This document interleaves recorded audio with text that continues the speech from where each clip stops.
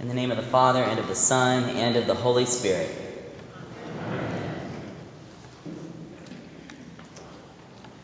There's a way of approaching the Christian life that acts as though feeling pain, feeling grief, is somehow incompatible with the gospel. And let's be honest. There's almost nothing as exhausting as being around someone a lot who is constantly thinking of new and innovative ways of being miserable, right? But that's not really what I'm talking about. I'm talking about that more ordinary range of human life, those ups and downs that we all experience. I've known some people who act like just because someone goes through those downs, there must be something wrong with them. Maybe their prayer life isn't what it should be, or maybe they're just not close enough to God, or maybe there's some sin lurking around that's stealing their happiness. It's an outlook that seems to be coupled almost always with what feels like a false, saccharine happiness. A frantic desire always to look happy, always to be positive. Now, I don't consider myself to be a particularly dour person. I think I'm pretty happy most of the time. But that outlook, that constant plastered-on smile, can eat away at me a little bit. And a couple of years ago, I heard a well-known Episcopal priest give a talk, and she put words to that outlook. She called it, her name is Barbara Brown Taylor, you might have heard of her. The words she used to describe that outlook were pure solar theology. And according to Taylor, a pure solar approach sees nothing of value in struggle, in sadness, in darkness. A pure solar approach runs away from a walk under the stars and turns on some obnoxious fluorescent light as soon as possible in an attempt to chase away the darkness. In the lectures where she talked about this idea, Taylor argued that the Christian faith must resist that urge, that Christian spirituality was equipped to do business with darkness. And she's right.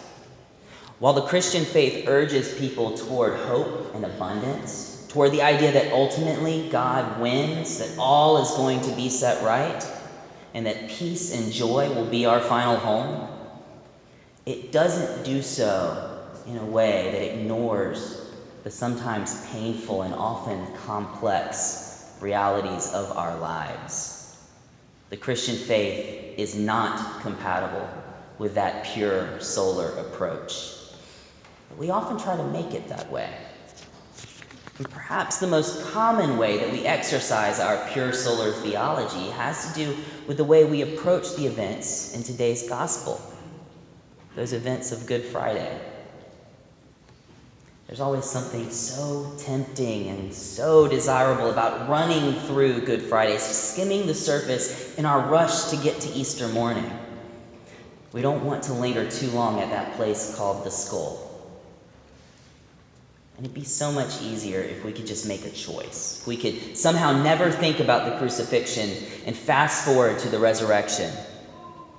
But to act as though we can separate those two events is a mistake. The crucifixion without the resurrection is morbid, it's horrific, it's unthinkable. But it works the other way too. The resurrection without the crucifixion just doesn't make sense. To ignore the events of Good Friday is to ignore the wounds of the risen Christ.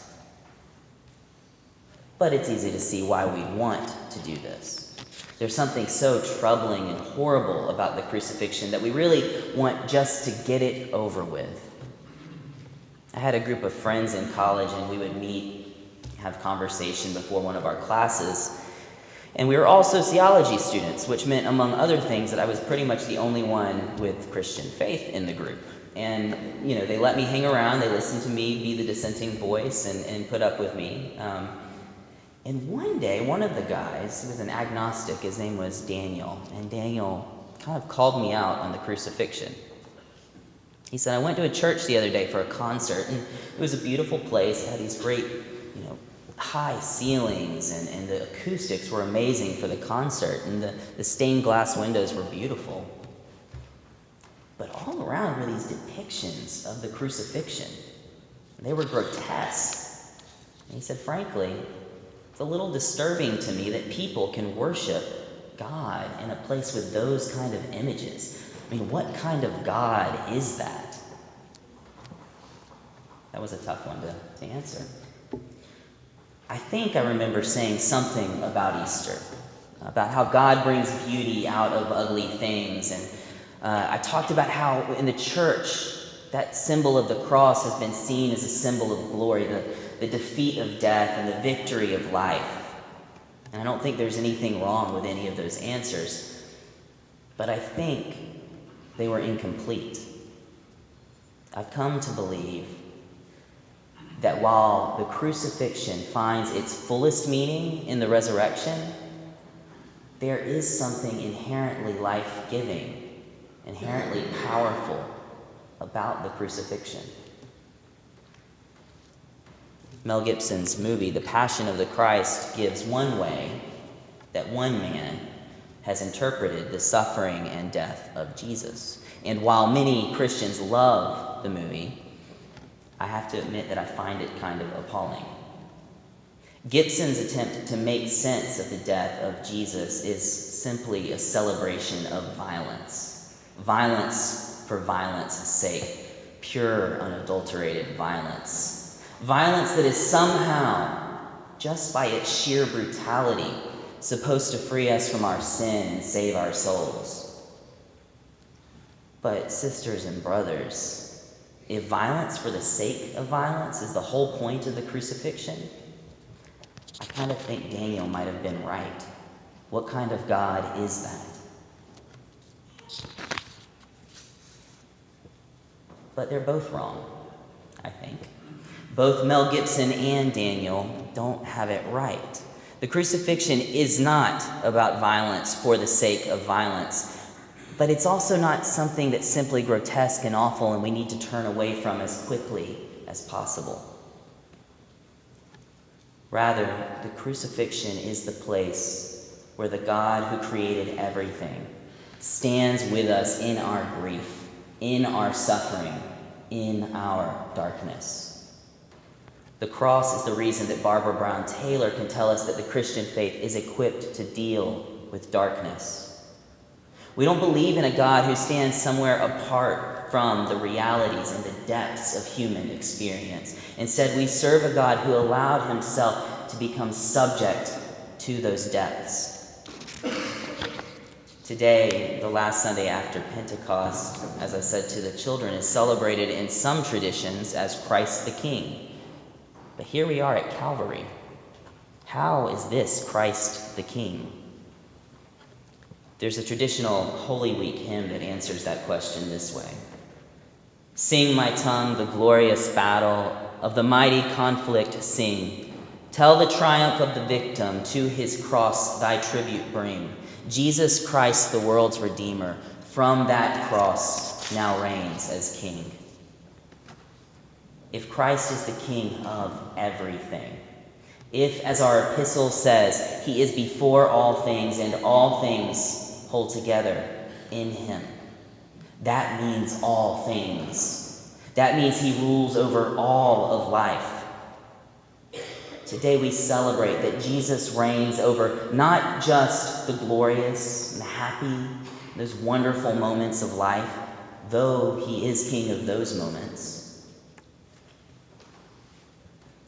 but he's also the King of our brokenness, our loneliness, and our darkness. And he reigns as King not somewhere far away up on a throne, but from the cross, even in the experience of his own brokenness, loneliness, and darkness. At the altar this morning, we will gather to celebrate the mysteries of the body and blood of Christ. And in the Eucharist, we'll celebrate both his brokenness and his resurrection, because we need both. So come all who are broken this morning. Come all of you who are lonely, come all who are in darkness. Feast on the crucified one who shares with us in our brokenness, our loneliness, and our darkness. And yes, come all who are joyful. Feast on the risen one who is making all things new.